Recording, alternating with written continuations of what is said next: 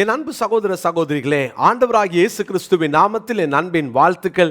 இன்றைய முத்து எனும் இந்த சிறிய தியானத்தின் மூலமாய் மறுபடியுமாய் கர்த்தர் நம்மோடு பேசுவாராக. உங்களை நான் வாழ்த்துகிறேன். அமலேக்கினை எப்படி மேற்கொள்வது என்பதை எஸ்தரின் சரித்திர புத்தகத்திலிருந்து நாம் தியானித்து கொண்டிருக்கிறோம். எஸ்தர் ராஜாத்தி அந்த அமலேக்கினோடு இருக்கிற யுத்தத்தை மாம்சத்தோடு அவள் போராடாமல் ஆவிக்குரிய யுத்தமாக அவள் அதை மாற்றினாள். மாத்திரமல்ல, துணிந்து செயல்பட்டாள் என்பதை பார்த்தோம்.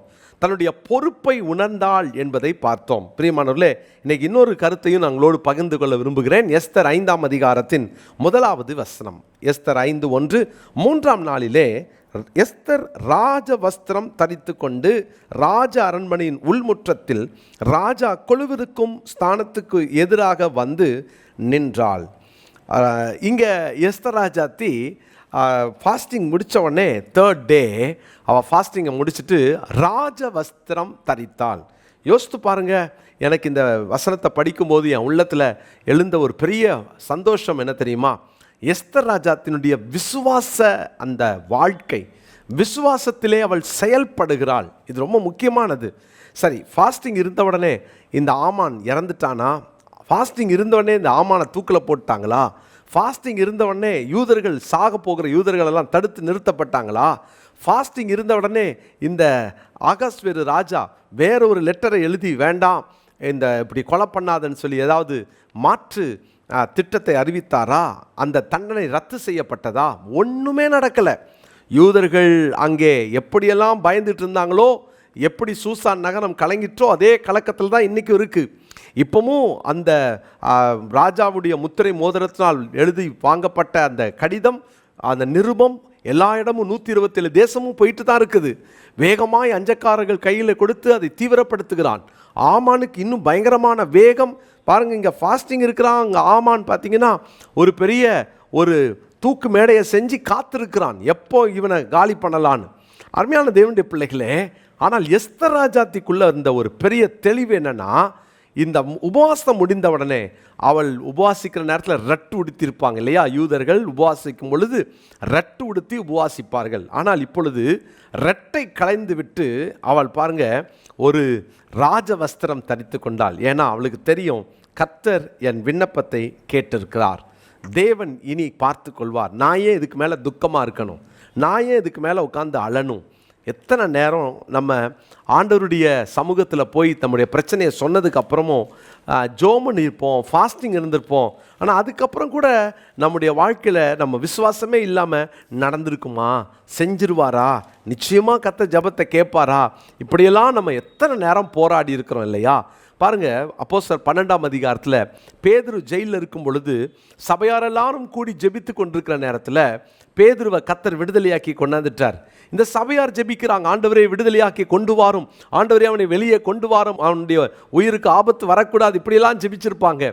ஆனால் ஆண்டவர் ஜபத்தை கேட்டு விடுதலையாக்கி கொண்டாந்து கதவத்தை பேதுரு தட்டுனா, ரோதை ஒற்று கேட்டு அவள் சொல்லுகிறாள், வெளியே நிற்கிறது பேதுரு, பேதுரு விடுதலை ஆயிட்டாரு அப்படின்னு. அவங்க அந்த நைட் ப்ரேயரை முடிக்கிறதுக்கு முன்னாலே ரோதை சாதிக்கிறாள், பேதுரு தான். ஆனால் ஜெபிக்கிறவங்க என்ன தெரியுமா சொல்கிறாங்க? அதெல்லாம் இல்லை, நீ பிதற்றாத, அப்படி எப்படி வருவார்? ஏன்னா அவ்வளோதான் அவங்க விசுவாசம். இதுதான் நம்ம நிறைய நேரம் செய்கிற காரியம்.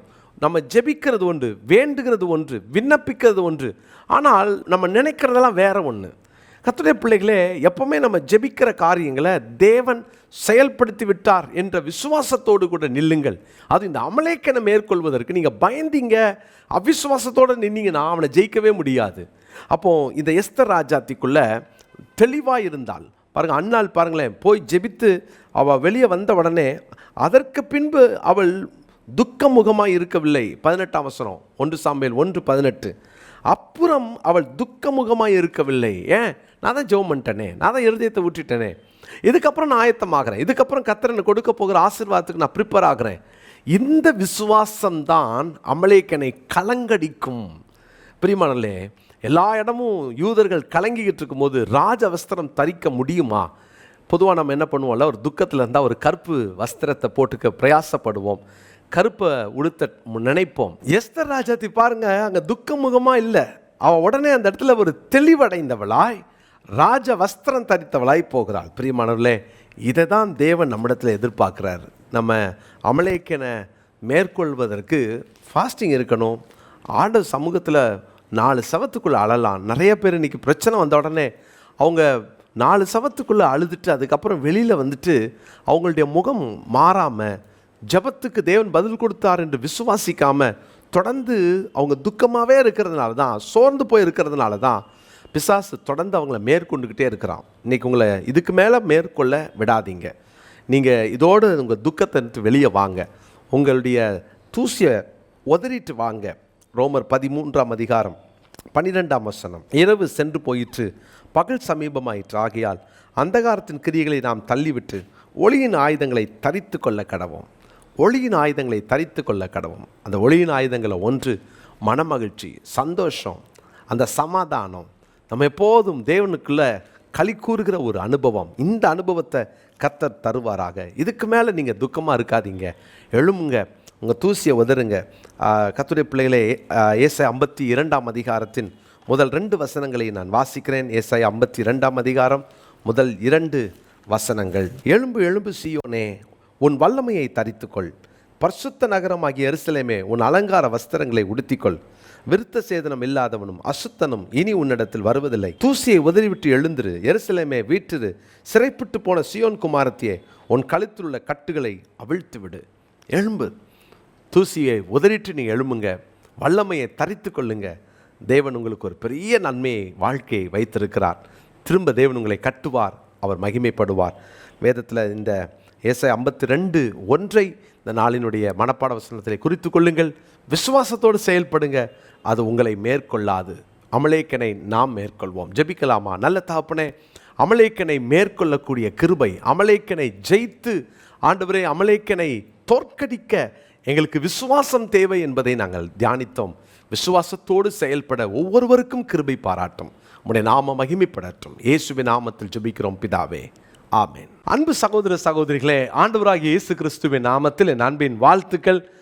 விக்டோரியஸ் மினிஸ்ட்ரிஸ் பைபிள் இன்ஸ்டியூட் மூலமாக 9வது அணி, இந்த 9th பேட்ச் பிடிஹெச்சுக்கான இந்த வகுப்பை துவங்கவிருக்கிறோம். இது 3 ஆண்டுகள் இரவு செவ்வாய் மற்றும் புதன்கிழமைகளிலே இரவு 7:30 மணிக்கு துவங்கி 8:45 மணி வரை நடைபெறும். இது ஜூம் மூலமாய் நடைபெறுகிற வகுப்புகள். ஸோ இதை பார்க்குறவங்க இதை மற்றவர்களுக்கு நீங்கள் அனுப்பி வைங்க. இது அநேகர் இதன் மூலமாய் பயன்பெற்று கர்த்தருடைய கிருபையினாலே 8 அணியினர் இதில் படித்து, சிலர் படித்து முடித்து பட்டம் பெற்றிருக்கிறாங்க.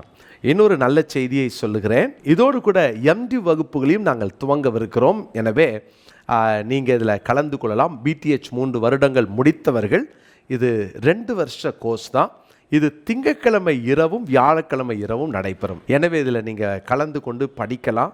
கர்த்தருடைய பிள்ளைகளை தரமான நீண்ட அனுபவம் உள்ள நல்ல ஆசிரியர்களை கொண்டு நாங்கள் நடத்தி வருகிறோம். தவறாமல் இதில் கலந்து கொள்ளுங்க. உடனடியாக கீழே காண்கிற அந்த ஃபோன் நம்பர் மூலமாக நீங்கள் தொடர்பு கொண்டு நீங்கள் இதனுடைய அட்மினோட நீங்கள் பேசி மற்ற காரியங்களை நீங்கள் தெரிந்து கொள்ளலாம். கர்த்தருடைய பிள்ளைகளே, கர்த்தருக்கு சித்தமானால் ஆகஸ்ட் மாதம் முதல் வாரத்திலேயே கிளாஸஸ் நாங்கள் ஆரம்பிச்சிருவோம். அதனால் நீங்கள் உடனடியாக கலந்து கொள்வதற்கு உங்களை நான் உற்சாகப்படுத்துகிறேன். நிச்சயமாக இந்த வகுப்புகள் உங்களுக்கு பிரயோஜனமாய், கண் திறப்பாய், உங்கள் வாழ்க்கையை மாற்றக்கூடியதாய், கர்த்தருக்காய் நீங்கள் எழுந்து எரிந்து பிரகாசிப்பதற்கு பிரயோஜனமாய் இந்த வகுப்புகள் இருக்கும். மாற்றமே இல்லை.